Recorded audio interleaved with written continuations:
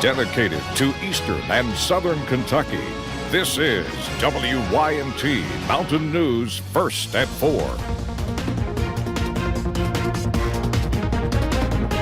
Good afternoon, I'm Steve Hensley. First at 4, the polls are open for 2 more hours in this part of the Commonwealth. Kentuckians are voting for a governor along with constitutional offices. Some are predicting a close race for governor between incumbent Matt Bevin and Attorney General Andy Beshear. WYNT's Emily Bennett joins us now with more on campaign 2019. Emily? Steve, the last few days, Governor Matt Bevin and Attorney General Andy Beshear traveled all across the state of Kentucky, hoping their last-ditch efforts help them across the finish line. And now, this morning, they filled out their ballots, hoping tonight will bring victory. The governor race that brought national attention is decided tonight. I think I voted for the winner. And last night, President Donald Trump came to Lexington, giving a final push for incumbent Matt Bevin. That was fun last night, wasn't it? That was fun. This morning, Andy Beshear and Matt Bevin cast their votes at their precincts in Louisville. And Beshear made it a family affair, bringing his family to the polls, telling voters it is time for a change in Kentucky. But I'm also really excited because these last 6 days, I've been crisscrossing Kentucky, and I see a state that is ready for a change in leadership that cares about every single family and is ready to lead us forward. Matt Bevin arrived with his wife, feeling confident after last night's rally that he will have another 4 years in office. We're cleaning things up, and I think you're going to see that evidence by the fact that people are turning out and they want better government. They want cleaner government, less corrupt government, and we'll find out today exactly what happens. I've said for a long time I thought we'd win by 6 to 10. I still feel very confident in that. I'd like it to be more like 10 to 12. We'll see. Both confident, but it is Kentuckians who will determine the next governor. Now, this race is expected to be closely contested, but be sure to stay tuned to YMT as the results come in tonight. We do have reporters with both Democrats and Republicans in Louisville. We'll also have a special report at 7 with the latest updates and analysis. All right, Emily, thank you very much. Could possibly have the first races called at 7 o'clock, but we'll just have to wait and see. We hope you'll stick with us here through the rest of the evening. Well, as you're heading to the polls today to exercise your right to vote, security experts are concerned about foreign interference in this election and the presidential election next year, similar to what happened in 2016. Chris Krebs runs the new U.S. Cybersecurity and Infrastructure Security Agency. In this CBS This Morning interview, he gave rare access to classified areas where his teams are constantly monitoring for online threats. What worries him most is a cyber attack targeting election offices. What if somebody locked up a voter registration database a month in front of an election? Okay, what are our fallback positions? You're gaming that out now. Absolutely. His agency is also working to make sure every electronic vote is backed up with an old-fashioned paper record. Although foreign hackers accessed some election systems in 2016, there is no evidence that any votes were altered.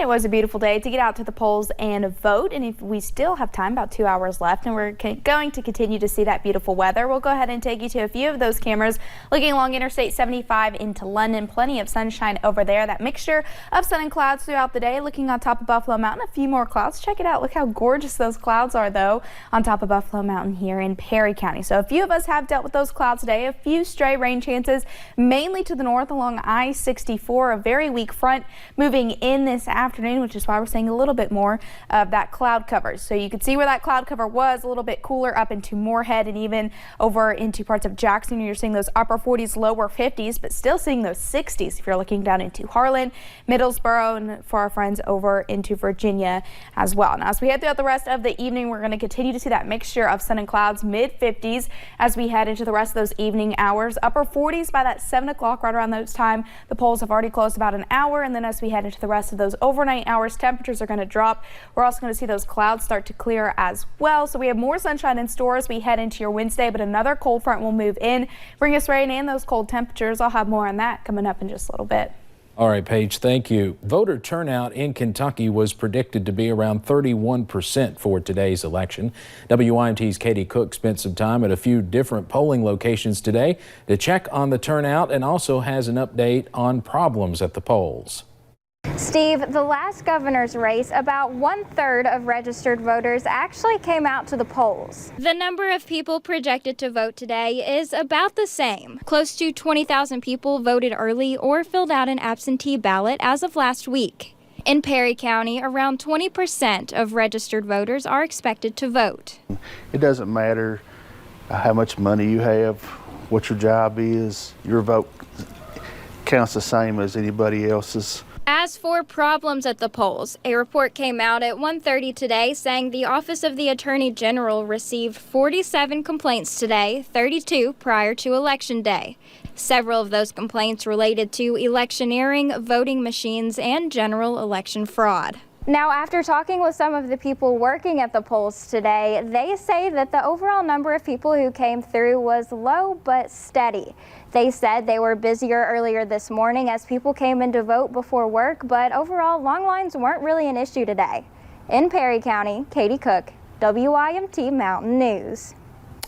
Now, you can report any violations of Kentucky's election laws to the Attorney General's fraud hotline. That number to call is 800-328-VOTE or 800-328-8683. As Katie mentioned, as of 1:30 this afternoon, there were 47 calls today. Most were not out of eastern Kentucky.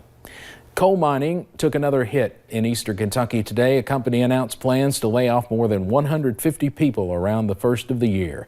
Nally and Hamilton Enterprises filed a warn notice for 5 work sites across the region. The locations include London, Hyden, Harlan, and Pineville. In Pineville, the layoff is expected to affect nearly 100 workers. In total, 170 workers may lose their jobs. Dogs attacked and killed their owner in Clear Creek Township, Ohio last Friday. The attack happened in a quiet subdivision. The 2 Great Danes that were family dogs killed 49-year-old Mary Matthews. Matthews' husband discovered her after being gone for 3 days. He told police the family got the dogs 2 years ago, and recently one of them became vicious. We got some preliminary results back from the coroner's office, and the cause of death is being attributed to the dog attacks. Mark says he and his wife adopted. Now, one of the dogs even bit Matthews' husband 3 weeks ago, but Matthews saw the dogs as family and did not want to get rid of them. She never called police for help. 2 suspected killers are still at large after they escaped from a California jail Sunday. It was something straight out of a Prison Break movie. Police say the 2 men worked overnight and undetected to carve away a hole in the ceiling. Once they made it to the ceiling, they followed it to a panel that led to the unsecured construction site of a new wing. It was surrounded by regular fencing rather than razor wire. Could these inmates have had help from the inside, escape from staff, from other inmates? Well, staff, absolutely not. There's absolutely no indication that that's taken place here. Other inmates, we'll see. We had 2 people escape. That doesn't mean only 2 people will be arrested in this escape. The captain says this facility is now secure. A $5,000 reward is being offered for information leading to the capture of the 2 men.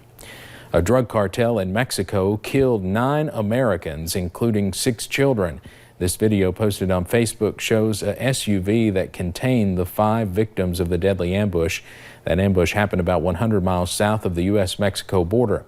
They reportedly all belong to a decades-old religious community based in northern Mexico. The youngest victims were twin babies, just 7 months old. President Trump offered his condolences on Twitter and says the U.S. stands ready to help Mexico deal with the drug cartels.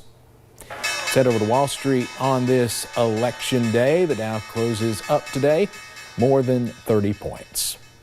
Straight ahead on First at 4, Eastern Kentucky is no stranger to deadly small plane crashes through the years. Now new technology may help pilots land safely automatically. And nice temperatures continue for Wednesday, but cold air arrives by the end of the work week as a cold front moves through. I'll have those details coming up.